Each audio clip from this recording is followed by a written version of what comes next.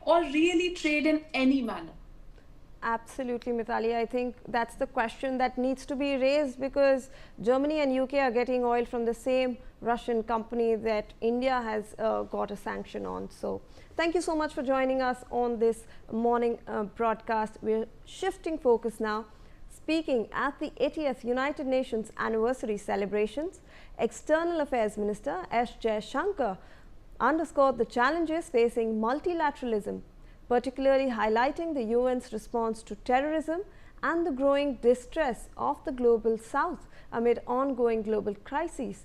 Pointing to the growing failure of international institutions to hold perpetrators accountable, External Affairs Minister Jaishankar said, and I quote, "Few examples are more telling about the challenges facing the UN than its response to terrorism. When a sitting Security Council member openly protects the very organization that claims responsibility for barbaric terror attacks such as the Pahalgam, what does it do to the credibility of multilateralism?" Joining me on the broadcast is my colleague Aditya. Aditya, we are again seeing that our external affairs minister has doubled down on the pressure on multilateralism in the United Nations, because we are seeing that the world is doing nothing to stop terrorism, and people who actually support terrorism are using that platform, are using that forum to for their own propaganda. Well, absolutely, Shivani. We have seen, if we see the several past statements of the UN Secretary General, Antonio Guterres, wherein he has said, whenever something such a any barbaric terrorist attack happens anywhere across the world, they definitely condemn the terror attack, but no concrete action is taken on terrorist countries like Pakistan and several other, where countries like the five permanent members of the UN Security Council, out of which one is China. China has always been putting a technical hold on the designation of several Lashkar-e-Taiba terrorists in the past and Jaishankar terrorists in the past. So indeed, this process somewhere it is somewhere questionable. So how the such big organization or global organizations come to function as far as to curb terrorism is very essential at this juncture. We see that curbing terrorism, stopping terrorism is very important at this juncture. And countries like Pakistan who harbor terrorists and who give safe havens to terrorists should be penalized. There should be a provision within the UN Charter that they should be penalized. And so far, there hasn't been any provision, and it needs to be seen in the times to come whether there will be such a provision or not. Because considering the fact that, as you mentioned, that several countries in the are not allowing the terrorists who need to be officially declared as terrorists. There are some problems with regarding to that. Yes, Shivan. Absolutely, Aditya. Thank you so much for all those updates on that story. Joining me also on the broadcast is Major General Sudhakarji, defense and geopolitical expert. Thank you so much, sir, for joining us on this morning broadcast. We appreciate your time.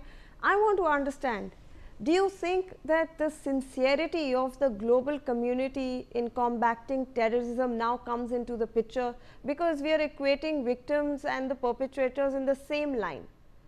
Is this fair? No, Shivani, good morning. Thank you for getting me for your morning show. It is become a accepted way of life in 21st century. The same was the case in 20th century as well. There is nothing new. The double standards of the world order is a phenomena which has been going on for time immemorial. But the question which you are asking, whether it is fair or not, the short answer to the whole issue is no, it is not fair. But then what do you do? You do because why is there a double standard? Because there is no one standard. Although the Western alliances have formulated something like the rules-based international order, what is rules-based to them is terrorism to us. So, and what is terrorism to us? They may tell them as something like freedom fighter. Fortunately, some light is visible at the end of the tunnel.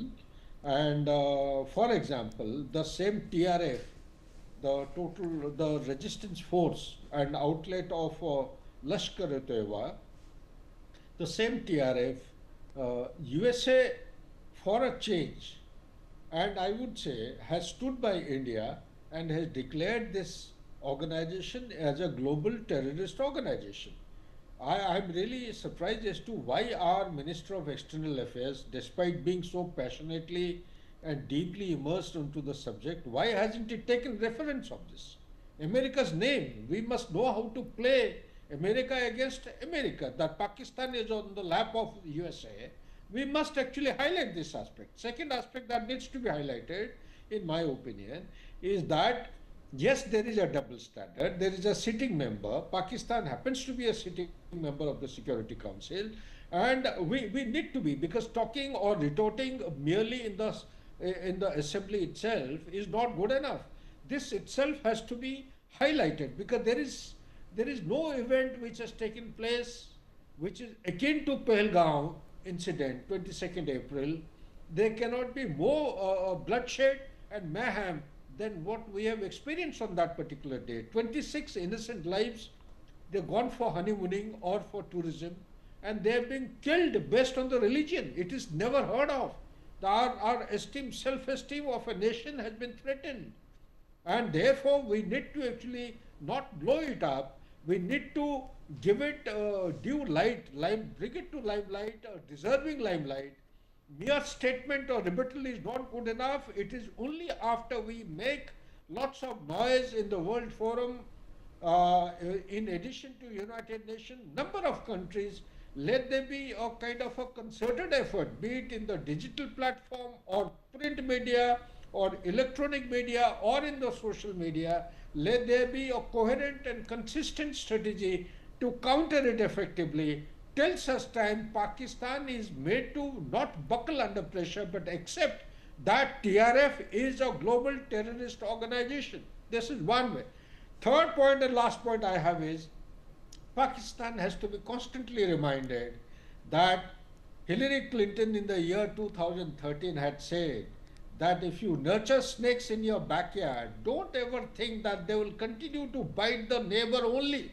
Time will come when they will turn around, they will start biting them. So now that game has to be played. You see, now they are changing their location from Lashkar-e-Taiba is going from Muridke closer to Duran line. Now there is already a fight which has begun between Tehrik Taliban Pakistan and the Lashkar-e-Taiba, because Lashkar-e-Taiba is coming into the geographical domain of Tehrik Taliban Pakistan, the Pashtunstan.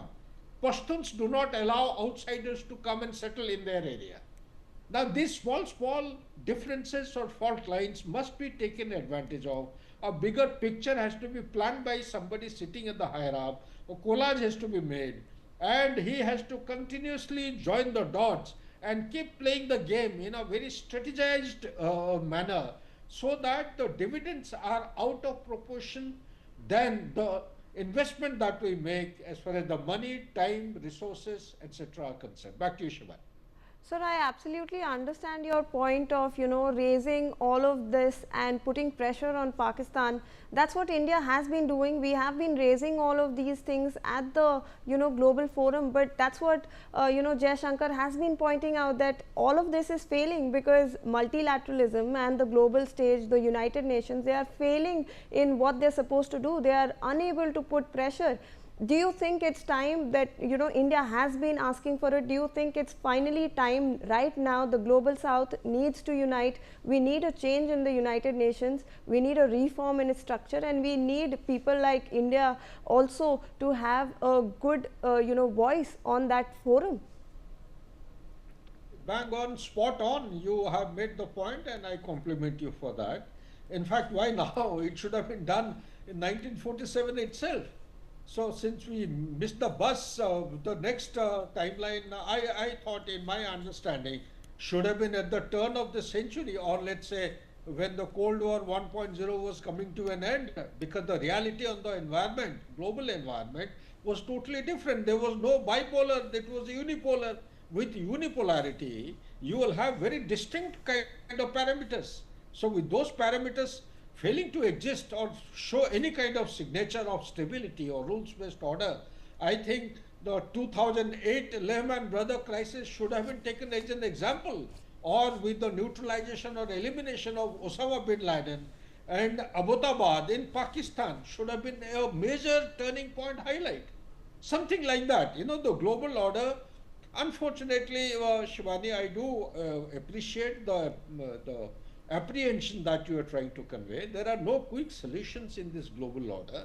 There are so many difference of opinion. You have a Western Islands, you have a global South, you have a North, you have the Eastern Hemisphere. Each one has got its national interest. The world order is got totally polarized. There is nobody interested towards a global challenges, climate change and terrorism, etc., except for a country like India.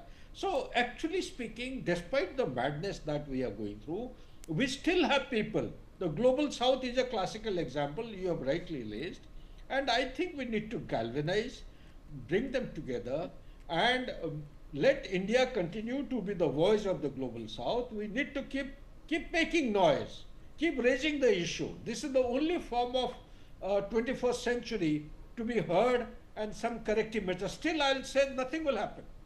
Nothing is Absolutely. going to happen until unless Right. Thank you USA so is much, Major General Sudhakarji. That's all the time that we have for that.